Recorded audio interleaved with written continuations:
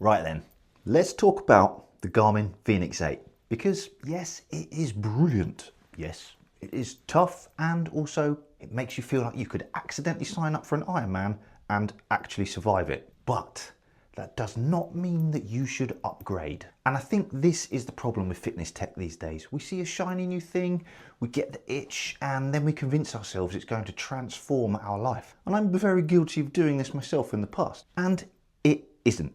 It will, however, transform your bank balance. So if you're a normal person with a normal life doing normal workouts and you're wondering if you should upgrade to the Garmin Fenix 8, here are 5 reasons you probably shouldn't. Or at least maybe think about them before you hand over your hard-earned money. And stick around because I'm going to give you a bonus reason that might save you a complete and absolute headache. But to be clear, this isn't a Garmin is bad video. It's not.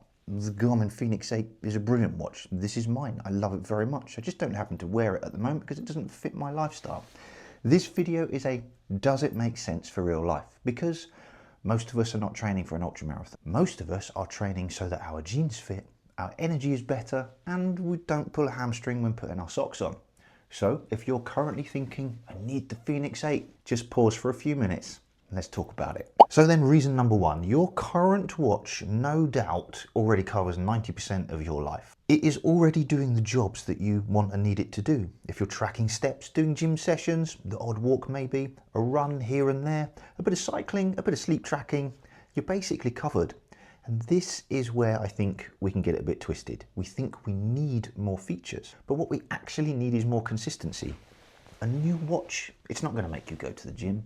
A new watch, it's not going to make you do your steps. A new watch is not going to make you go to bed earlier. I wish it did. I legit wish it did, because if it did, I'd buy 10 of them and then I'd be selling them out the back of a 1988 Fiesta. But if you're currently doing 2 workouts a week, the odd run, you don't need a watch that looks like it's ready to summit Everest. You need a plan and you need to stick to it. And honestly, most watches today, they can support that just fine. So reason number 2 then is, you probably won't use those serious features, and that's normal. And there's no shame in that at all. The Fenix line is built for people who love data, love training structure, love navigation, they love performance metrics, they love multi-sport discipline stuff like Ironmans and triathlons, which is amazing. But a lot of us normal people, we buy these watches and then use them for checking the time, tracking a walk, and maybe occasionally starting a workout. And that's it. Think of it this way. This would be like buying a Swiss Army knife and only ever using the toothpick. And if the only navigation you do is finding your car in a supermarket car park, you might be all right without that full outdoors navigation toolkit. And that's the point. If you know you're not going to use the training plans, the more advanced performance stuff, the routes, the maps, navigation features, and all of that kind of stuff, then you're paying a premium for things you'll probably never touch. You'll feel good about it for about 3 days until the novelty wears off, and then it's just an expensive watch that you use like a basic watch, which again is fine, but it's not a great reason to upgrade.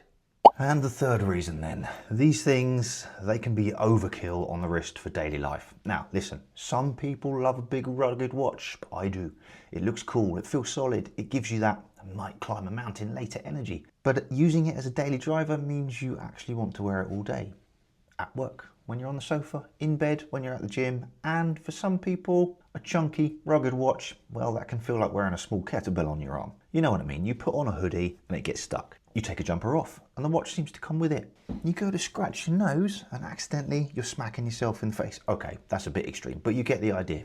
It's not subtle.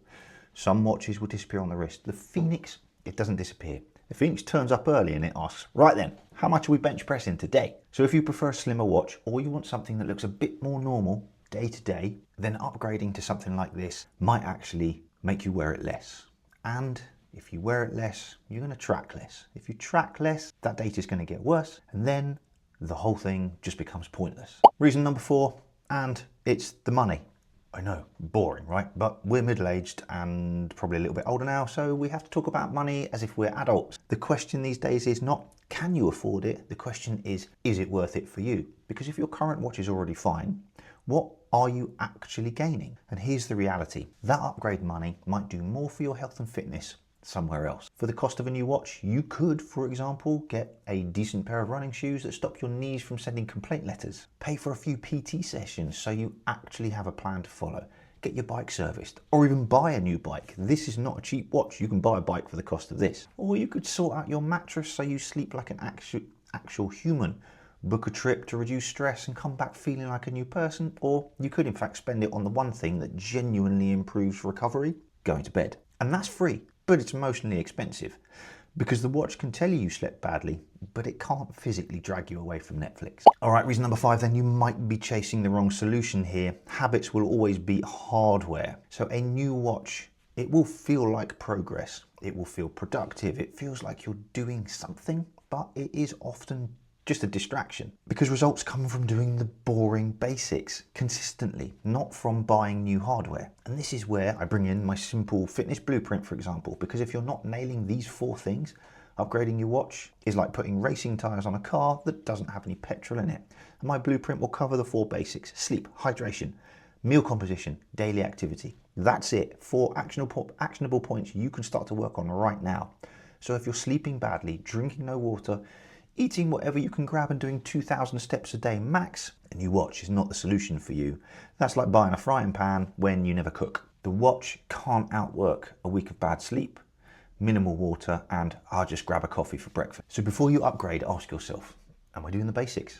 Am I working on them consistently? And am I using the watch I already have properly? Because if the answer is no, this upgrade isn't going to help you. And the bonus reason I was talking about at the beginning, imagine this: you're about to travel and learning a new watch is a really bad idea. So if you've got travel coming up, or you've got a busy period at work, or you're about to start a new training routine, it might be the worst time to switch watches, because new tech on a trip is like new shoes on a long walk. It's bold, it's risky, it's potentially sweaty.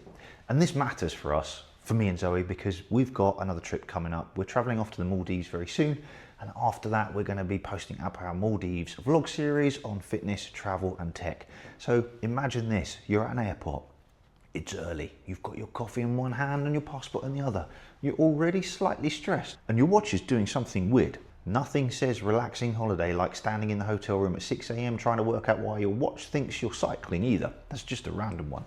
So if you're going to upgrade, do it when you've got time to actually learn how to use it properly, not when you need everything to just work. Now, just to repeat, this watch is brilliant. I do like it very much. It's not currently my daily driver because it doesn't suit my needs at the moment, which is why I'm with the Apple one.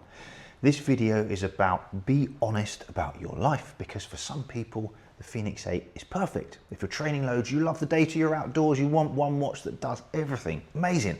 But for other people, this is like buying a Range Rover just to pop down to Aldi. It's impressive, it's overqualified, and it's more likely to be a complete waste of money. Now, let me know in the comments below, what watch are you using right now as your daily driver? And what is the one thing that is annoying you the most about it? Is it the battery? Is it recovery is not making much sense? The GPS is dramatic. By the way, GPS on my Garmin is dramatic.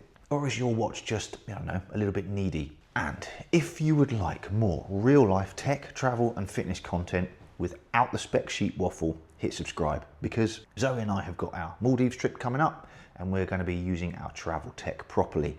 The airports, long days, steps, in the heat, on the beach, in the bar, the lot. So subscribe so you don't miss out, because I promise you, I'll probably forget to remind you later. All right, as ever, thanks for watching. I'll see you in the next one.